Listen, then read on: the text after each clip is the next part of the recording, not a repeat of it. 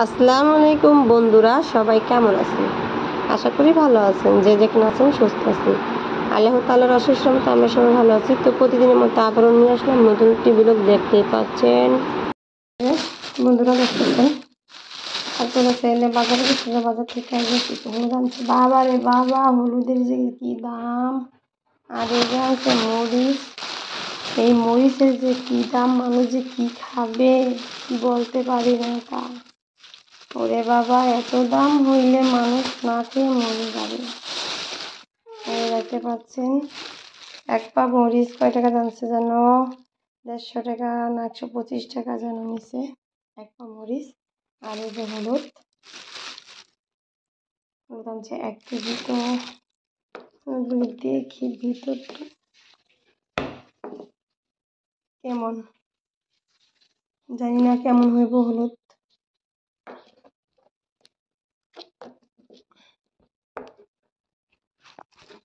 বাবা অনেক শক্ত।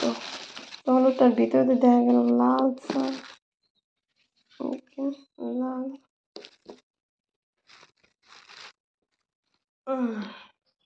তো এই হলুদটার ভিতরে এইরকম। তো দেখি আমি ধুইয়া তারপর হলো শুকা দিব, যে হলুদের ভিতরে ময়লা আছে। এদিকে হলো বাবার বাড়ি থেকে সেই ভুট্টা আনছিলাম, সেই ভুট্টা অনেকদিন যাবতীয় শুকাইছি। তো আজকে নিজে ডিবা নিছি, সেটার ভিতরে হলো ভুইয়া রাখবো।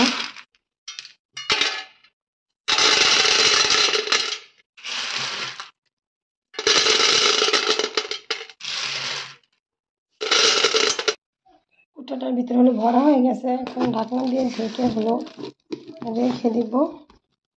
আর এই হলুদগুলি হলো ধুইয়া শুকা দিব, মরিচগুলি শুকা দিব, আরও মরিচ আছে। তো এগুলি আমি আজকে শুকাবো। পানিটা ফেলে দিচ্ছি, এখন ভিজাই নেবো। পাশে হলো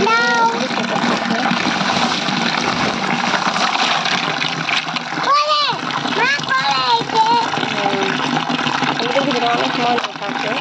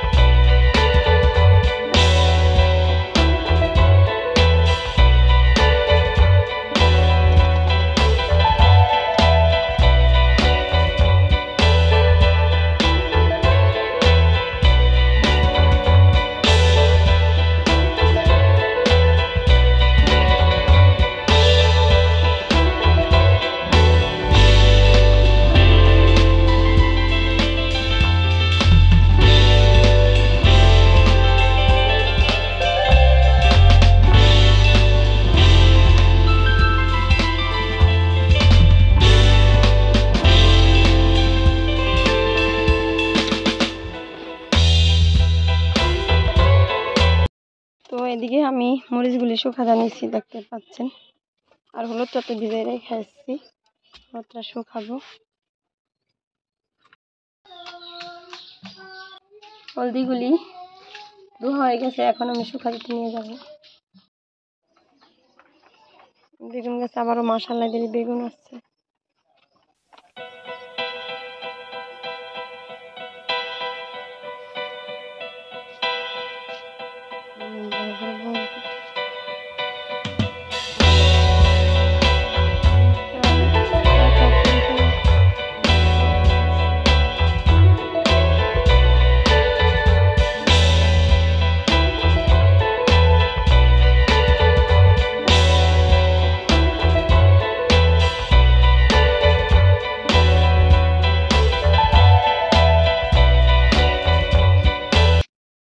ছেলে হলো বাজারে গেছিল, এদিকে দেখলাম হলো বাজার থেকে হলো কিছু পুরি আনছে, দেখতে পাচ্ছেন।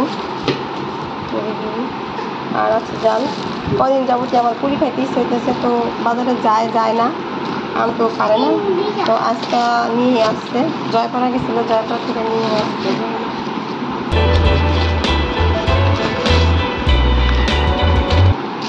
দারুণ বেরোন চাপো।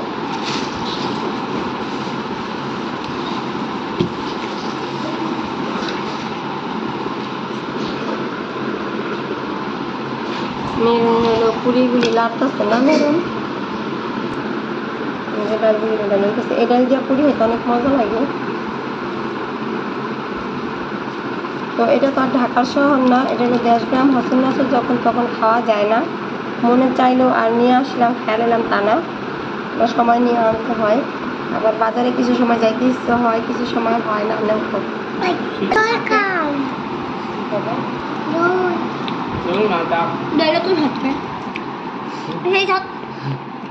ডাল অনেক স্বাদ।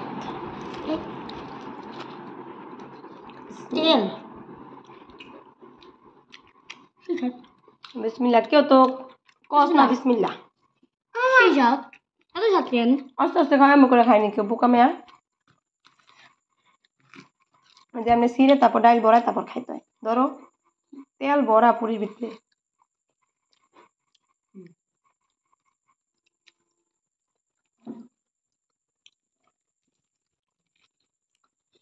কয়টা তো পুরি?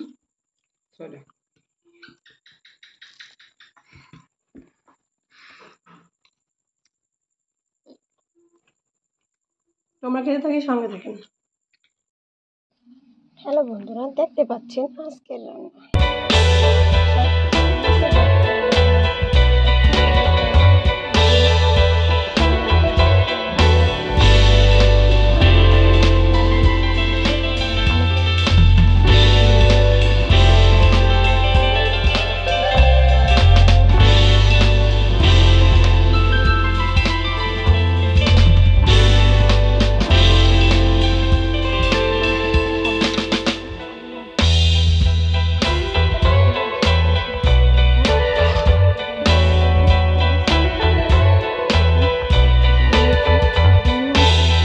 হলো আমি শাক বাটা দিব।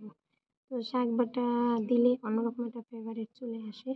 তো কেউ যদি না খেয়ে থাকেন অবশ্যই কমেন্টে জানাবেন। আর যদি কেউ খেয়ে থাকেন শাক বাটা কাকে বলে, এটা হলো জিরা দিব, চাল দিব, জিরা দিব, রসুন দেব, পেঁয়াজ দেব, তেজপাতা দেব, দিয়ে হলে সুন্দর করে তেলে ভাজবো। তার শিল পাটায় বেটে নিব। যদি কেউ খেয়ে থাকেন কমেন্টে জানাবেন, কেউ না খেয়ে থাকেন অবশ্যই কমেন্টে এসে জানাবেন।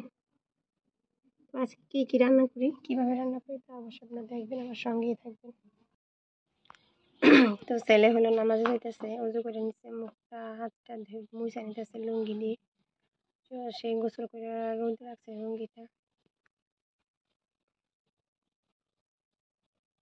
ভাতটা বসাই দিছি, ভাতটা হলো বলক আসতেছে। এই ভাতগুলি আর কি বসাতে বলক আসলেই হলো ভাতটা হয়ে যায়। এখন প্রায় ভাতটা হয়ে গেছে, আমি গড় দিয়ে নিব। ভাতটা উতরালেই আর কি ভাতটা হয়ে যায়, নতুন চাল। এই জন্য রান্না করে তাড়াতাড়ি আর কি আসি, অনেক লেট করে রান্না করতে, কিন্তু যাই তাড়াতাড়ি কারণ ভাত কিন্তু দেরিতে হইলে রান্না করতে কিন্তু অনেক দেরি লাগে। বাট আর ভাত যদি আগে হয় তাহলে একটু তাড়াতাড়ি হয়, তাহলে কিন্তু রান্না করতে বেশি একটা দেরি লাগে না।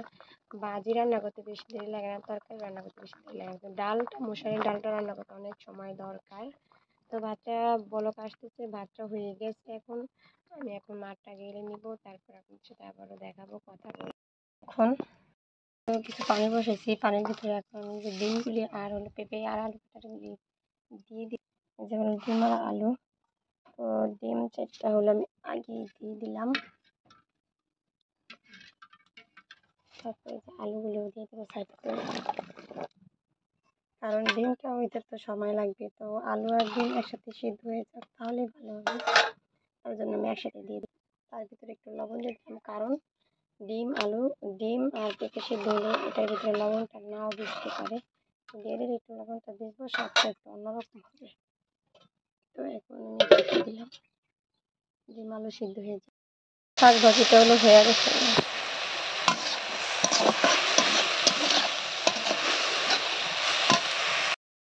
আলু ডিম সিদ্ধ করা হয়ে গেছিলো। তো সেটা হলো শেয়ার করা হয় না, সেখানে মশলা কষাই না, তো আমি কষাইতেছি।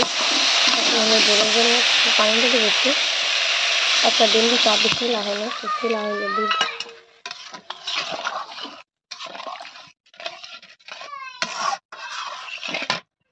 আমার হলো তরকারিটা রান্না করা হয়ে গেছে।